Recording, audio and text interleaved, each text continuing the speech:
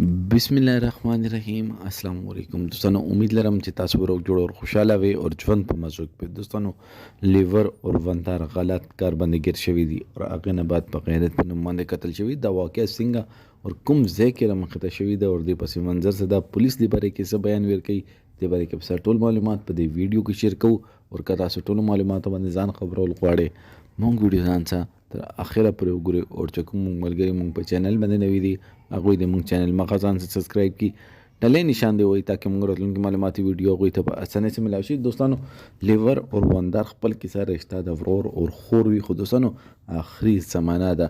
آخري زمانه کې هیڅوک د خبرې پروا نه کوي چې ما پلان کیسه سره رشته ده.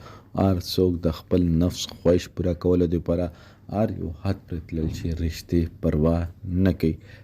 دلته لیور او وندار غلط کار باندې ګیر شوي وو. ډېرې مودې نه یوه بل سره جنسي تعلقات جوړ کړي وو. هغې واجب باندې چې کله خاوند دوی ګیر کړو هغه په موقع باندې دواړه وویشتلو.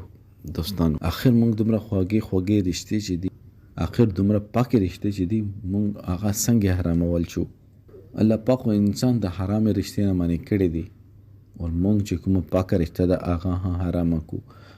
آخر مونږ خو پښتانه مونږ خو ډېر غیرتمند خلک مونږ خو به تور سرې ته کتل نه نن یو لیور راپسې او خپلې وندار سره یو سخر راپسې خپلې انګور سره آخر مونږ کومې زمانې ته پاتې شوي یو.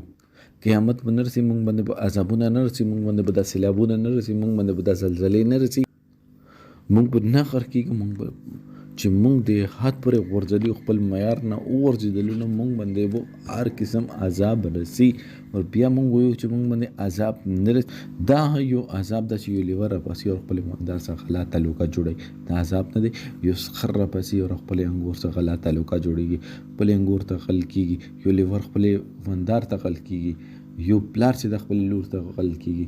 نو دوستانو انسان خو چې د خپلې غوښې نه وي خوړلی یو مسلمان خو چې د خپلې غوښې نه وي خوړلی ورنن مسلمان کوم حد پورې وغورځېدلو. الله پاک د موږ ټولو حال باندې رحم وکړي. الله پاک د ټولو ته صراط مستقیم لاره وښیي. تربیات علما کرام په صحبت کې کښېني کیدای شي مونږ په لاس کې یو چیز ده چې مونږ ورته موبایل وایو دې کې هر رنګې فحش قسم مواد پروت دی. دوی هغه مواد وګوري هغه سټوریز وګوري هغه سټوریز جوړ کړي دې طریقې باندې وي چې دلته وندار کوشي ده او لیور ورته راشي او لیور ورته عقل شي. بیا چې کله دا موقع ورته لیور ته په دې ملک پاکستان